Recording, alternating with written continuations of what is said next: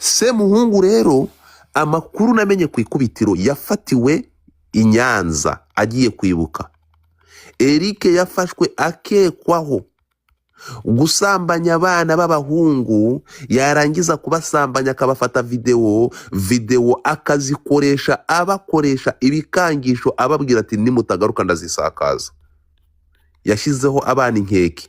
Niyo makuru angeraho, niyo makuru, aya makuru nari nyafite ko aricyo cyafungishije Semuhungu. Semuhungu yafashe abana b'abahungu. Muri aba bana b'abahungu inkuru ngiye kuyirambura, ngiye kubabwira inkuru ku makuru yangezeho mbere na mbere mbaza ngo Semuhungu arihe. Dore amakuru nari mfite nayangaya, nanze kubaha kuko ntabwo nagomba kubaha kandi amakuru, kandi inkuru ikiri mu iperereza. Inkuru zange zivuga gutya ziti: Semuhungu arafunzwe, Godfather amaze gufatwa n'urwego rw'ubugenzacyaha RIB. Ndababaza Semuhungu aziziki? Bahise bankubita amafoto, nimushaka amafoto ndaza kuyashyira ko si ngombwa. Semuhungu yarakurikiranweho. Semuhungu yafashwe amaze gutangirwa ikirego. Muntega amatwi. Semuhungu yatangiwe ikirego n'abana b'abahungu bavuga ko ari mu mwana utujuje imyaka 18. Ahangaha reka nze nkwereke inkuru nyibasomere. Nijya mbabwira ibintu ntimutekereze ko njya mpubuka. Give me a second. Reka mbereke ko amakuru mba nyafite, ahubwo ntabwo njya mpubuka. Reka mbanze ngushakira amakuru nyaguhereze mbereke. Dore mfashe make. Ahangaha reba hariya hejuru was Saturday. Urabona ko ari kwa gatandatu. Hejuru nibwo nakiri mbwira ati tell me. Ndebera hano urabona ko yampaye n'amafoto yose ndayafite. View once ariko nyuma yaje amafoto yose ndayafite. Soma inkuru hano ushobora gusoma. So ngo biteye bite rero?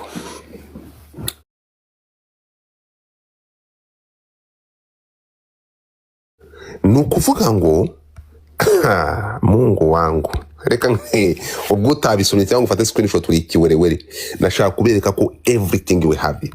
Ndaje mu kanya nzamura abantu mu tapping screen. So amakuru ateye ati: Semuhungu ngo yafataga abana akabajyana hariya iwe, niko bivugwa. Ariko noneho kugira ngo ntabayobya, reka tubigenzemo gake muri ubu buryo.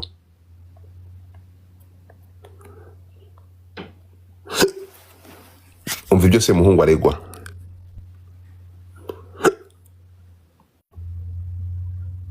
Semuhungu yatawe muri yombi tariki ya 9 Mata 2026 akuri gusebanya, icyaha cyo gukoresha undi imibonano mpuzabitsina ku gahato giteganywa n'ingingo y'134 y'itegeko nimero 68/2018 ryo kuwa 30 Kanama 2018 riteganya ibyaha n'ibihano muri rusange. Uwahanishijwe n'urukiko iki cyaha ahanishwa igifungo kitari munsi y'imyaka 10 ariko kitarenze imyaka 15 n'ihazabu itari munsi ya 1 miliyoni y'amanyarwanda ariko itarenze 2 miliyoni. Icyaha cyo gushyira hanze amashusho yerekeranye n'imibonano n'imikoreshereze y'ibitsina hakoreshejwe mudasobwa cyangwa urusobe rwa mudasobwa giteganya n'ingingo ya 34 y'itegeko ryerekeye gukumira no guhana ibyaha bikoreshejwe ikoranabuhanga. Uhanishijwe n'urukiko iki cyaha ahanishwa igifungo kitari munsi y'imyaka 3 ariko kitari hejuru y'imyaka 5 n'ihazabu itari munsi ya 1 miliyoni y'amanyarwanda ariko itarenze 3 miliyoni. Icyaha cyo gukangisha gusebanya giteganywa n'ingingo y'129 ry'itegeko riteganya ibyaha n'ibihano muri rusange. Uhanishijwe n'urukiko iki cyaha ahanishwa igifungo kitari munsi y'umwaka umwe ariko kitarenze imyaka 3 n'ihazabu itari munsi y'ibihumbi 100 by'amanyarwanda ariko bitarenze ibihumbi 300. ubwo uwumva ikinyarwanda cyane nkimusomeye nabi ngo fuck yourself cyangwa uje kwishakira inkuru yisomere kubitwe n'inkuba. Reka tugende gato yarura maze inkuru nyibamanukire mu nyumve neza cyane ukuntu byagenze. Nabahaye screenshot mwayibonye. Screenshot nayibahaye murayibona. Story iteye irya. Tuve kuri bya bindi. Tuve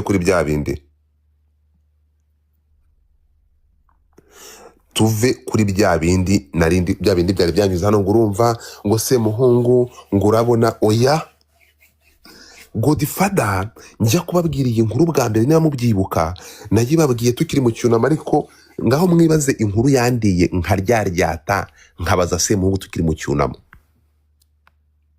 Murabyibuka Semuhungu bivugwa ko ariko koko bivugwa ko Semuhungu yafataga abana b'abahungu ariko noneho mu bana b'abahungu akabajyaniwe akabasindisha ngo yamara kubasindisha ngo ndavuga ko bivugwa ngo yamara kubasindisha akabarongora. Ubwo nituvuga kubarongora ni ukubarongora mu kibuno kuko ni abana b'abahungu. Muri aba bana rero ngo yafashe umwe mu bana, uyu mwana ufite isano mu gihugu cy'abaturanyi, inkuru ko ngiye kuyivuga yose urimo kumva, aramurongora aramutatamura arangije abafata. Noneho uko yabarongoraga ngo yabafataga video. Ibi ngibi ndi kuvuga ibyanditse muri ibi byaga, murabona ko mu byaha aregwa harimo no gufata video kandi ni ukuvuga ngo aya mashusho. Ariko amakuru angeraho yangezeho kuva ejo ngo nuko muri telefone ya Semuhungu izi video zitasanzwemo. Munyumve neza cyane, muri telefone ya Semuhungu ntabwo izi video zigeze zisangwamo.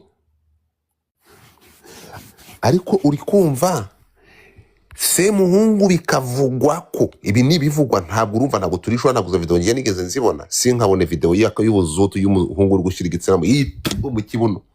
Urukumva bivugwa ko, urukumva Semuhungu ngo yafataga zino video akazoherereza bano bana akababwira ati nutagaruka urisanga imihanda igitsina cyane kiri mu buzutu bwawe.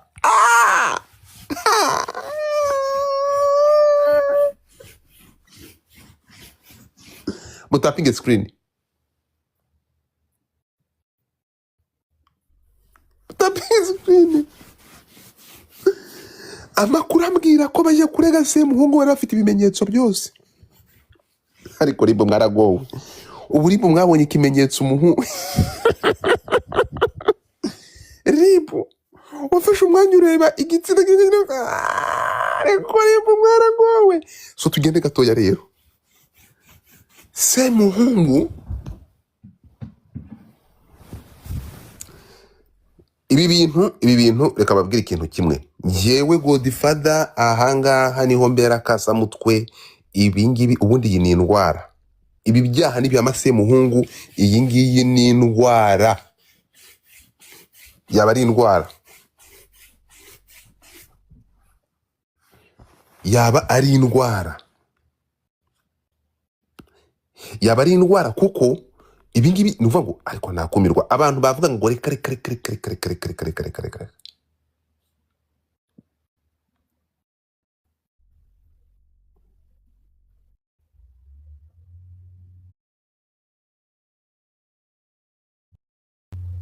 ariko se nukubera ikimbo iborita yandika.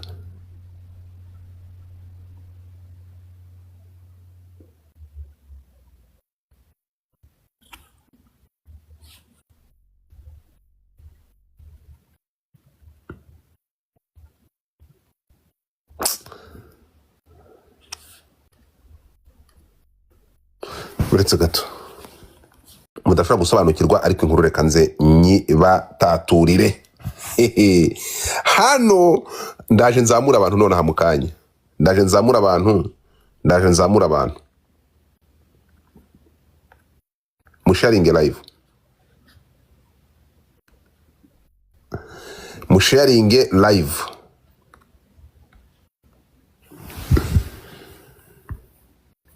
Musharinge live. Munsharingire live please. Munsharingire live.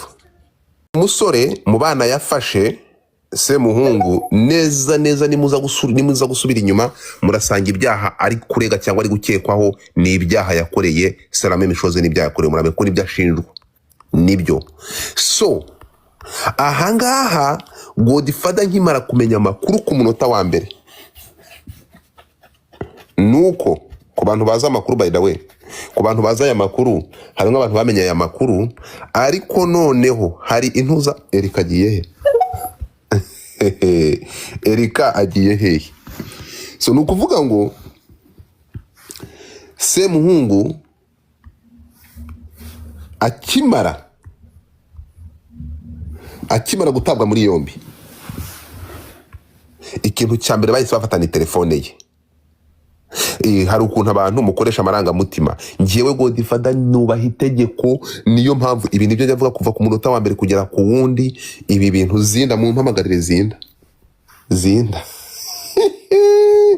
Zinda arihe Zinda kamuhiye musharingi live mpamagara Zinda. Abashuti be ba hafi bagiye kureba Semuhungu yanga ko bamubona ahantu yarafungiwe kuri polisi.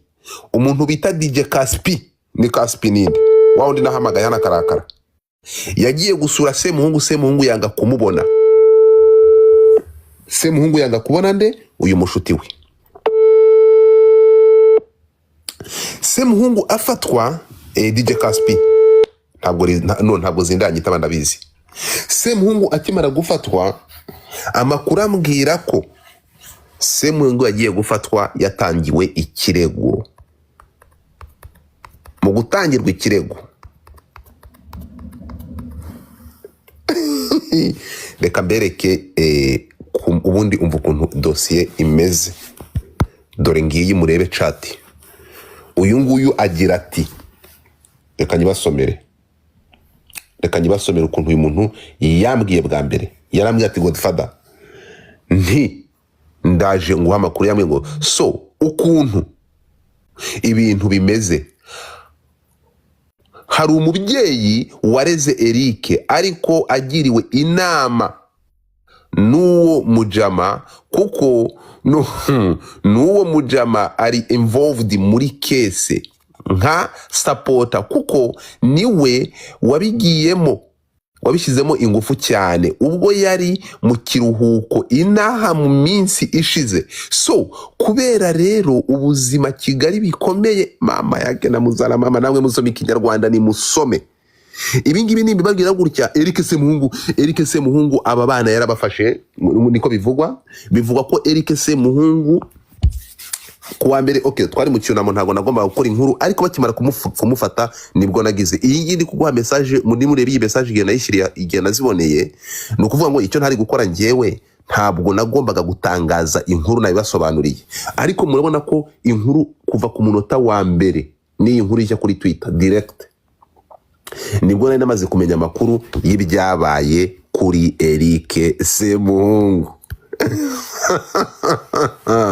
Hagati aho ndabibutsa ko muri gereza ya Mageragere bivugwa ko ubu turi kuvugana umuntu bita Jihadi araho ngo yambaye arantu ngo bura muri gereza bafungiramo umuntu naho ngo ushobora kuba ufungiwe muri gereza ariko ukongera ugafungwa kubera iki Mageragere Jihadi yongeye gufungwa. Aya makuru mwarayamenye. So amakuru akimara kungera uko twari mu cyunamo by the way na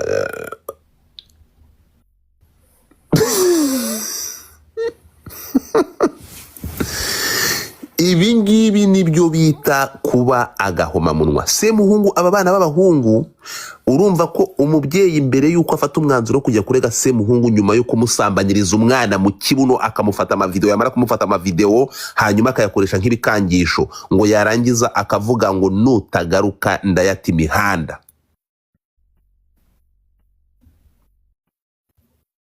Icyo nibaza aya mavideo Semuhungu haba hari ibimenyetso of course ntibyabura. Ibingibi turabyitiki ishyano ricitse umurizo.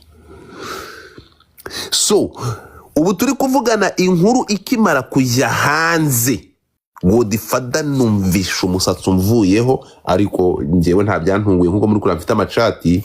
Njyewe icyo nakoze nahiye mu nda, murabyibuka erega nahiye mu nda, ariko mbura ukuntu mbigenza ndaceceka kuko amakuru yose nari namaze kuyabona. Sinzi niba mubyibuka, amakuru nari nyafite, amakuru narayabonye nkimara kuyabona, ariko nyagenza gake kuko ntabwo nagombaga kuyatangaza.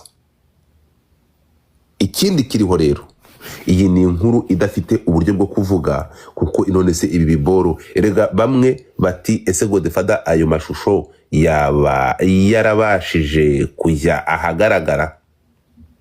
None ni gute amashusho atagiye ahagaragara kandi se muhungu yarayohererezaga abana yafataga ku ngufu? Reka ndi kuvuga ibyanditswe, ndi kuvuga ibiri mu nkuru. Yarayafataga ku ngufu, yarayatangaga ayohereza abo bana abwira ngo nibagaruke, nibatagaruka arayatangaza.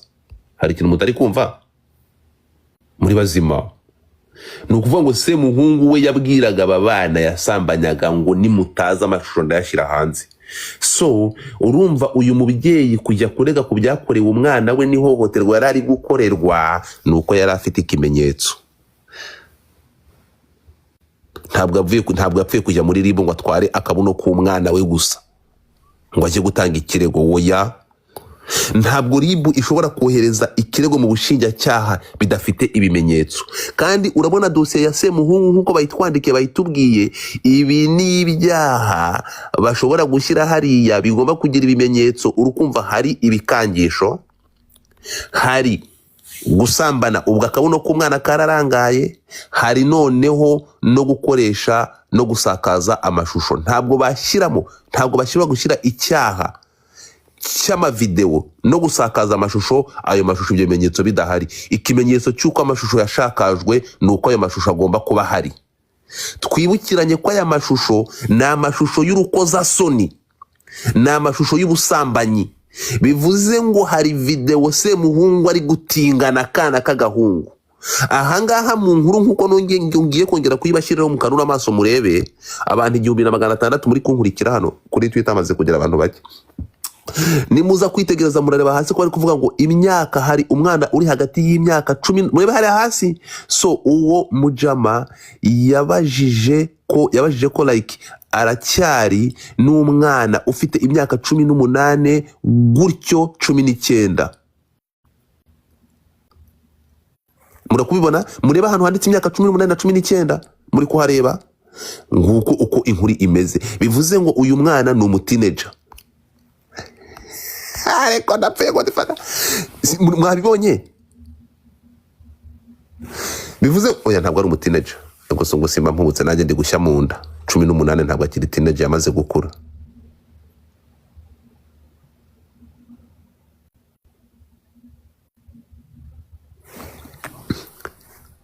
Tugendana neza cyane. Ati screenshot zakozwe muzikore cyangwa muzihorere. So Semuhungu rero hano ngo aba bakoboyi ngo yarabazanaga iwe, hakaba ikintu bita ikirori cya danje. Bura ngo kwa Semuhungu habaga ikirori, ngo uyu mwana akamubwira ati hindukira, ati ntoragurira biriya biceri. Urumva umwana yasinze cyangwa umwana banyuzwe. Umwana ngo Eric ngo yafataga ibiceri akabijugunya hasi, yarangiza ngo akamubwira ngo ntoragurira biriya biceri.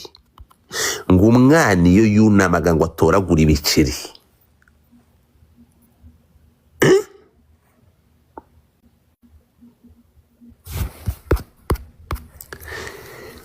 ngo yahitagwa agwirwa n'imvura y'amazuku.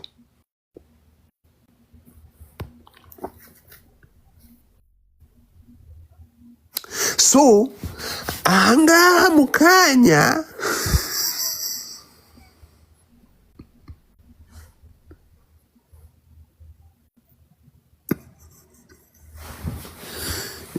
inkuru ntabwo nshobora kuvuga inkuru itaravugwa. Ngewe ndatuza bro, ndatuza, ntabwo njya mpfa guhubuka, ntabwo njya mpfa gutanga inkuru, ntabwo ngo ari we Godfather, I'm not that person. So amakuru ambwira ko cyangwa amakuru angeraho ari kumbwira ko we tese waki we ntabwo nshobora kukwihanganira gutyo muri ubwo buryo. Stop. So ubu turi kuvugana rero dosiye igiye gushyikirizwa Mwiseka. Birababaje ibi bintu birababaje, ariko nta yandi mahitamo dufite, biteye ubwoba. So Semuhungu ubu turi kuvugana arashinjwa icyaha cyo gusambanya umuhungu mugenzi we ku gahato. Yarangiza kumusambanya ku gahato akakora ikintu cyo kumukangisha, cyo gusakaza amashusho y'urukozasoni. Ni ukuvuga ngo igikorwa cyo kumusambanya ku gahato yaragifirimaga, yamara kugifirima hanyuma noneho agasakaza ubwo icyo gikorwa katika jina la Yesu. Semuhungu muri Amerika azize iki? Semuhungu muri Amerika yazize iki? Yasambanyije umwana w'umuhungu arangije, niko bivugwa, yasambanyije umwana w'umuhungu arangije afata video arazisakaza. Ibingibi byaba ari indwara, ntabwo yaba ari gusa. Ibingibi biramutse ari byo byaba ari indwara, kandi ibingibi biratangaje. Amafoto ya victime ntabwo ndibuze kuyasakaza, nta nubwo ndibuze kuyerekana, kuko abo bajene nababonye bamaze kuma buri kimwe, arega byose ndabifite. So ibi nkuru ndi gukotinga kugeza aya masaha, munyemerere mvuge ko ndi gukotinga inkuru iri mu kinyamakuru Igihe imaze kwandika mu minota 15 ishize. Mureke kureba aya screenshot ndi kubaha y'inkuru, ngiyewe ntabwo ndaza kwihisha inyuma y'ikinyamakuru Igihe kimaze gutangaza inkuru, nubwo abanyamakuru b'Igihe ari ngiye wabarabuye nkababwira ko Semungu yamaze gufatwa. Tunakwisha maneno. Ubundi nzaheba kubita inkuru z'umufuririzo, inkuru za kasamutwe. Reka nze ibyo ndi gutegura bimare bitungane, ikinyamakuru kijye hanze, inkuru muzajya muzisoma zitaraba. Urangiye mfite ubushobozi bwo kuguha inkuru kandi itaraba, kuko mbanyifite menya ibintu bitaraba mbere yuko biba. Niyo mpamvu Eric Semuhungu namabwiye ko Semuhungu muribuka mpamagara Zinda, bose bagahunga bakavuga ko bari kumamagara telefone nticemo, kandi bazi ko yaraye muri polisi, yaraye muri RIB, baraye bamufashe. Narababwiye ngo wanyima amafaranga ariko ukampa amakuru. Amafoto y'aba bana nabitegereje. Erika azamuka, Erika wenda kuzamuka. Mfite abantu 108 bifuza kuzamuka mu 1700 munkurikiye, ntabwo ndi bubazamure, ariko Erika wenda kuzamura. Janine ushobora kuzamuka. Erika s'il te plaît kamuhiya. Ubu turi kuvugana inkuru iri hanze, ndashaka kugira ngo ibi byaha bari wowe ubinsomera Erika kurikiranweho. Kirira muri request.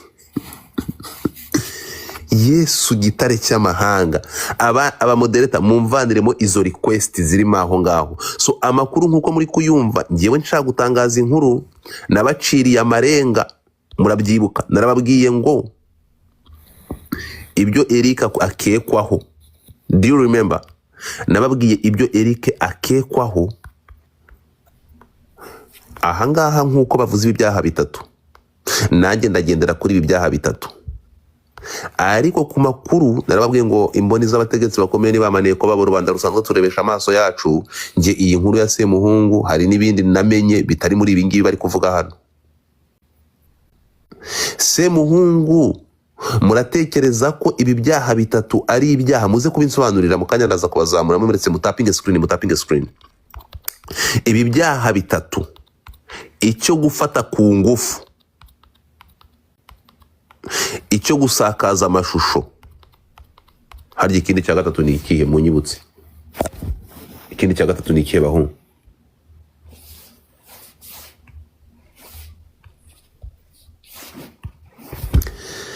Hano dufitemo icyaha, hari icyaha cyo gutingana ugafata ku ngufu, hari icyo gusakaza amashusho, n'icyo gusebanya. Ibi ngibi bibiri kugira ngo bishyikirizwe ubushinjacyaha. Icyo gusambana n'icyo gusakaza nuko bigomba kuba bifite ibimenyetso. Mungu wangu, Mungu wangu, Mungu wangu. Kuri mu rusaku Janine kuri mu rusaku ndakugirane. So ni ukuvuga ngo njye ntabwo mvuze ko aya mashusho nayabonye, ariko biravugwa ko aya mashusho ari gutingana n'aba bana, amashusho ari hanze. Erika, wowe ntabwo uri mu rusaku. Wiriwe? Mwiriwe.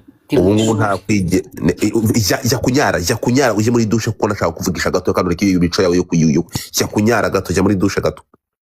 Sawa. Ntuveho, twagiye umva nkubaza icyo nkubaza. Ubu inkuru ngira ngo umaze kumva ibyo Eric Semuhungu aregwa. Ntabwo uretse gato, ubu ngubu noneho uretse gato, ubu ngubu unkuzi nk'umuntu ufite aya makuru yose. Ndabizi ko usanzwe afite. Mbwira imva n'imvano bimeze bite Erika, nk'umuntu wakurikiranye amakuru nzi ufite source information yuzuye.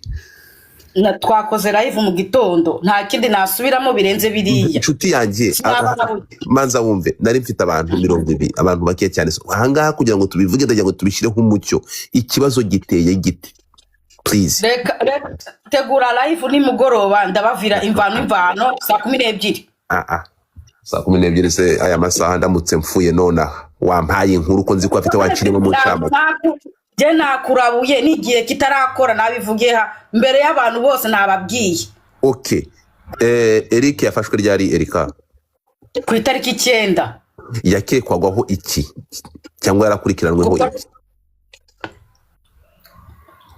Gukoresha imibonano mpuzabitsina ku gahato. Yego. Urumva? Yego. Byabereye i Musanze. Byabereye he? I Musanze. Nakufamiye wabo. Komeza. Umva reka je mu ishuri wangu turaza kuvugana, ndaza uze gukora live ni mugoroba turaza kuvugana. Nje nababwiye mu gitondo imvano ibintu byose nabibabwiye. Sibyo? Igihe cyatangaje je nabibabwiye kare. Ko agiye gushikirizwa inkiko. Sinabivuze se?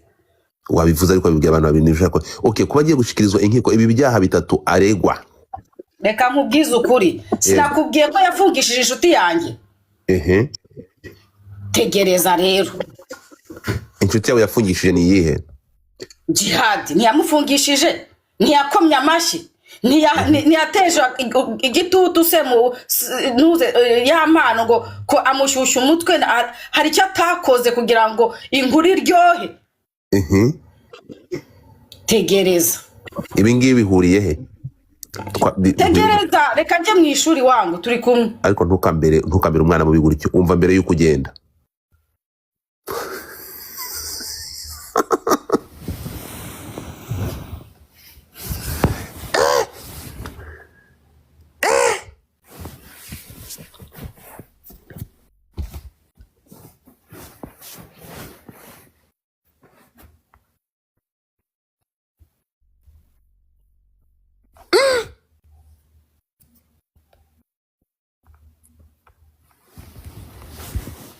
Mvugira ngo ntabwo Kigali ari ikigoma.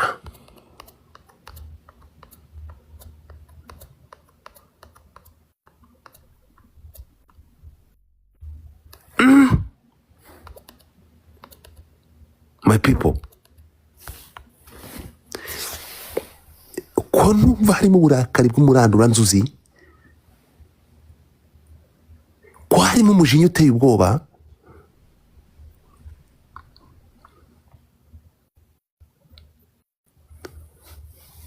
Ngo tifata ngo ngira amakuru.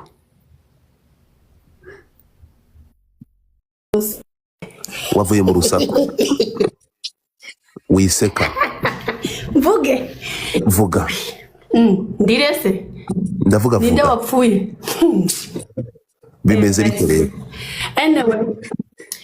Umeze neza shu. Ndaho ngiye ko tifata njemba ndahanga ubu tuvuga mba hose namba yubusa. Ndaha ni kama kawaida mugiye. Janine nka timu mwababajwe n'ifungwa rya Jihad mwita umushu wanyu, ntabwo ibi bintu nka Eric ushinjwa kuba ari we washyizemo umuriro kugira ngo Jihad afungwe nk'uko mugenzi wawe abivuze, ntiyaba ari akagambane kakorewe Semuhungu agategwa umutego na bamwe mu nshuti za Jihad? wapi ntabwo ariko bimeze Godfa nimba wibuka neza ntabwo yaba Eric arimo kugambanirwa kugira ngo hakorwe revenge. yo hoya sha no ngaho amakuru yambwira bimeze bite rero. Eric n'ubundi yari inshuti yacu bisanzwe ariko Yego. byari bibabaje biteye agahinda kubona Yego. yishima hejuru y'umuntu urumva. Yego. Sinzi nimba wibuka nza hano kuri pano yawe naravuze ngo banyarwandakazi tugiye twitonda iyi si ntisakaye buri umwe wese yanyagirwa. Ibyo Yego. bintu narabivuze urumva. Ndabyibuka. Buriya Godfa muri ubu buzima hari ibintu bibiri ucamo bikakwigisha urumva kubana neza n'abantu. Biriya bintu yakoze byo kwishima hejuru ya Jihadi ngo Jihadi ngo niwe wamuripotinze ngo bamukura muri Amerika kandi Jihadi nta bushobozi yari afite pe bwo kuba yamukura muri Amerika urumva. Akabikiramo imbaraga kugeza no ku rwego Godfa yakuretinze group ya WhatsApp yo kurwanya Jihadi ngahere muri gereza none ubu noneho amusanzeyo. Ahubwo turareba twibaze tuti uyu muhungu koko nimba ibi bintu icyambere yabikoreye hano muri Amerika nta makuru ko njye sinari imari sinamufashe ariko amashusho twarayabonye afata umwana ku ngufu yarangiza akisakariza amashusho ayo mashusho nanjye yangezeho yakana yasambagije hano muri Amerika nimba koko ariyo bagendeyeho kumuripotinga bakamuvana muri Amerika bakamusubiza mu Rwanda byaba bikabije. Yarabyuriranye indege abivanye muri Amerika akabizana mu Rwanda byaba biteye ubwoba urumva. Ariko nimba igihe ari ikinyamakuru gikorana n'inzego zacu kandi inzego twizeye zamaze kubitangaza birumvikana ko ibyo ngenda byemerera 100% ko ibyo bintu ari ukuri. Ariko birababaje nimba koko ngewe ndaseka kubera yuko naramubwiye nti Eri shareka kwishima hejuru y'umuntu reka kwishima kuko agiye mageragere nawe ejo byakubaho. Iyi ni inzira buri umwe wese atitonze azanyuramo. Twese dukorera munsi y'amategeko ntabwo dukorera hejuru y'amategeko. Wikwirata ubutunzi ngo wumve ko wowe ubwo butunzi ejo n'ejo bundi bwakuramira no butunzi ntacyo buvuze. Meka shuwa wowe ukorere munsi y'amategeko. Umuhungu yansamiye hejuru ngo nindeke kubyina hejuru y'umuntu. Erika twumvikane wowe Erika niba utagiye kumpa amakuru Erika ibi byo kuvuga unusuranusura nka wa murundi uri kunya ntare kuri mbabarira uze hano inkuru tuyirambure nibwo mfite abantu yanyuma umbabarire kandi uri kumbangamira kabisa ihangane nashaka kugira ngo turambure inkuru reka guseka tugomba guseka kubera guseka nta gisekeje kirimo so reka tugarukiza noneho Janine uretse gato Janine wowe uravuga inkuru nk'umuntu uri kuyumva siko bimeze Erika we amakuru yose arayafite Erika byagenze bite noneho twe ntituvuge inkuru nge dusoma mu gihe Erika bimeze bite ubundi inkuru imeze iti. Reka nkubwire Godfa nubwo uvuze ngo ndavuga amakuru nkayo numvisha uzika akana yafashe ku ngufu kari kavuye mu rugo iwanjye baje kunsura mu Rwanda ejo bundi mu Rwanda Jesus Christ shabyihore none se kubera iki ko muri byamaze kujya iki gikorwa kiri kugenda kigaruka we Erika ndakuboroka uwo mwana yari avuye wawe mu rugo kugusura. Umwana yaje mu rugo n'abandi bacuti biwe mfite amafoto ariko sinshaka kuyasakaza. Umwana mwiza ukiri muto yari under 20 years old. Yego talking about yeah. Ariko anyway gusa nyawe icyo navuga nuza Godfa uyu muhungu yishimye hejuru ya Jihadi kandi nukuri ntiyigeze amwicira ntiyigeze amuhemukira ibyo nuwaba yaramwiciye uziko dutanga imbabazi ubuzima bugakomeza amana. Ariko urazi aza hano kuri platform yawe akavuga ngo je ningoreka kubyina imbere y'umuziki nguriya ngo akadusomera amategeko azahama Jihadi ngo azafungwa hejuru ngo mu myaka 5 cyangwa imyaka 5 itarenze imyaka 7. Urumva umuntu wishe umuntu cyangwa se nk'umuntu rwose uwagize ibyaha runaka urumva. Ariko noneho we reba ibyaha rero sa uyu mwana w'umuhungu yafashwe aya mashusho asambanywa nkuko biri kuvuga. Yes yayakoresheje nkuko nabyumvishe ku munota wa mbere yakoreshejwe amushyira bikangisho ngo nagaruka musambanya natagaruka aratsakaza cyane rwose. Ibyo birahari n'uwo munsi Eric se muhungu bajya kumufata urumva yari ari kumwe n'umucuti wanjye wundi bari kumwe na ribu barajyanye n'uwo mwana wahohotewe uwo mwana nyir'ubwite twaravuze nagenda arege mana ibi bintu uriya muhungu yakoraga yabafataga amavideo yamaraga kubanywesha inzoga bagasinda yarangiza agasambana nabo yabafasha amavideo yarangiza akababwira ngo nibatagaruka cyangwa nibagira icyo bavuga ngo azahita asakaza ariya mashusho yabo abana babagaho nk'abantu bafite ubwoba yitamuraga abana bakaba barirutse yakwitsamura abana bakaba bahageze ukagira ngo n'urundi rukundo ahubwo nihahamuka yagiye ateramo abana ayo ni amakuru dufite twicaranye nuza Godifari urimo kuvuga ngo shabyihorere hanyuma aya masaha Mungu wangu ko numva ahubwo se twitwa ngo tufite amakuru kandi amakuru yose afite aho ari byihorere mana Erika uranyumva ndakumva okay ngaho nawe ndagira ngo ndamburire inkuru kandi please ndabigusaba sinongere kuyigusaba ubugira kabiri tell me reka je nkuramburire inkuru uko mwayisomye ku gihe niko imeze uyu mujene yakinishije ibintu byinshi cyane ego gazi mutapinge screen yakinishije ibintu byinshi cyane ego akinisha n'ubuzima bw'umuntu yakinishije ubuzima bwa Jihad siko bimeze Jihad yamuhaye amahoro kuva mu 2018 kugeza natashye urumva ariko umuhungu yavuye muri Amerika afite inzika uribuka live wigeze kubakoresha ushaka kubunga yego dusubire inyuma gatoya nge sinjya nibagirwa Jihad yaravuze ngo ese wandekeye ubuzima bwanjye nawe ugakurikiranya ubwawe buri wese akabaho mu buzima bwe ariko umuhungu ntabwo yigeze yicara suko kubeshya ninjye wakoraga inkuru za Semuhungu Jihad nta nkuru yigeze akora za Semuhungu nijye washyushyaga inkuru za Semuhungu ariko yaragarutse yishiramo Jihad yababajwe bigaragaza ni jaruzi yaraje uko yasize Jihad yarameze asanga ubungu ameze neza asanga aramurenze bro tuye tuvuga ibintu tusubiremo siko bimeze katwumve hano gato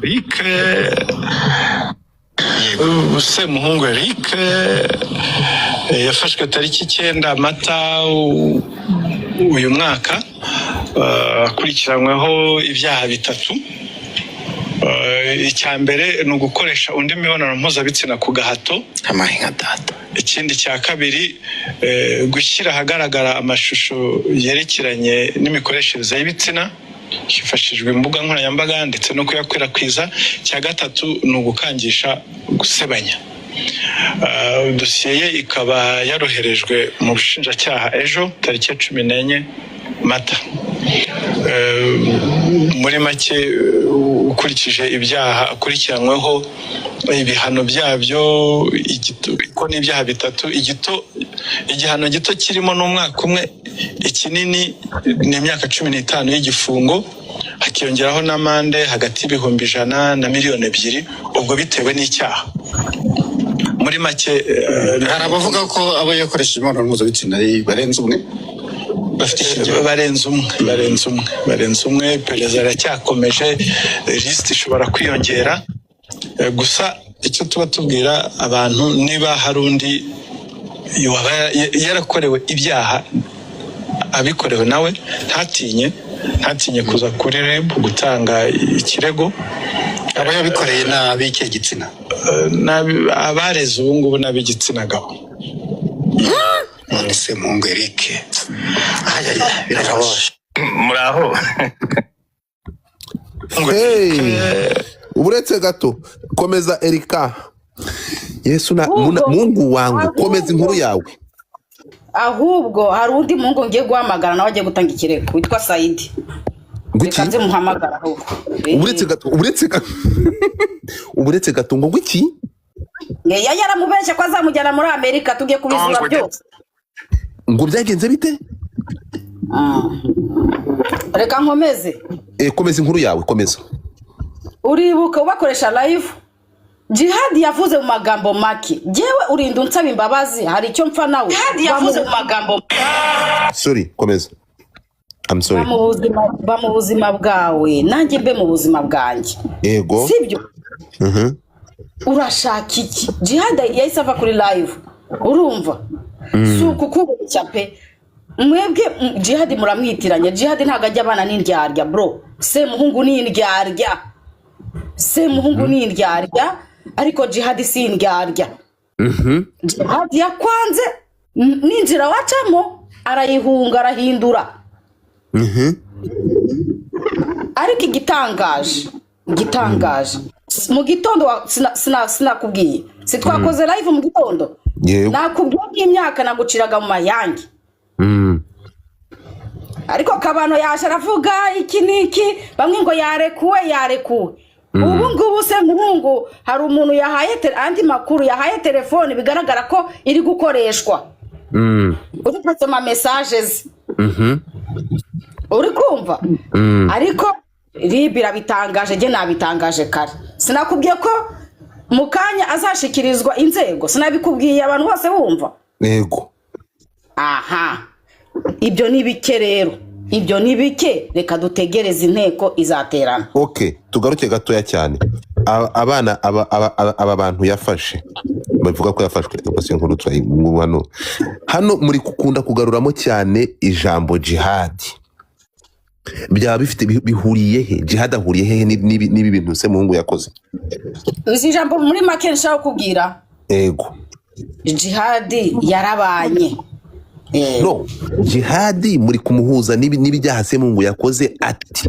gute nyine tegereza nyine hari ikibazo se Jihad impamvu tubihuza yego se muhungu yagambaniye Jihad ku buryo Jihad ari gufungwa atazi n'ibyari byo genda kubwiza ukuri Jihad nta muntu n'ubu ngubu nabihagara amaguru yombi Jihad nta muntu yahaye video Jihad nta nzoganywa Jihad nta tabanywa no ari kumvanga ahanga agiye kumvanga none se muhungu hano hari ibyaha aregwa uri kubihuza na Jihad gute ko Jihad ari mageragere none se ibi byaha se muhungu yakoze bihuriye hehe na Jihad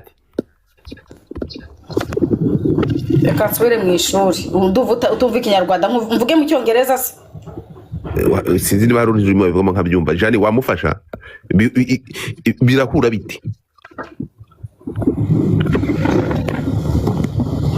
Godfather ndakumva reka dutegereze uzumva impamvu bihura uruva ngo iyi dosiye hari ahantu ihurira na Jihad naho bihuriye buri wese arabazwa ibye Jihad arabazwa icyagatozi kirashira mu gitondo ejo azataha ariko iki cya Semuhungu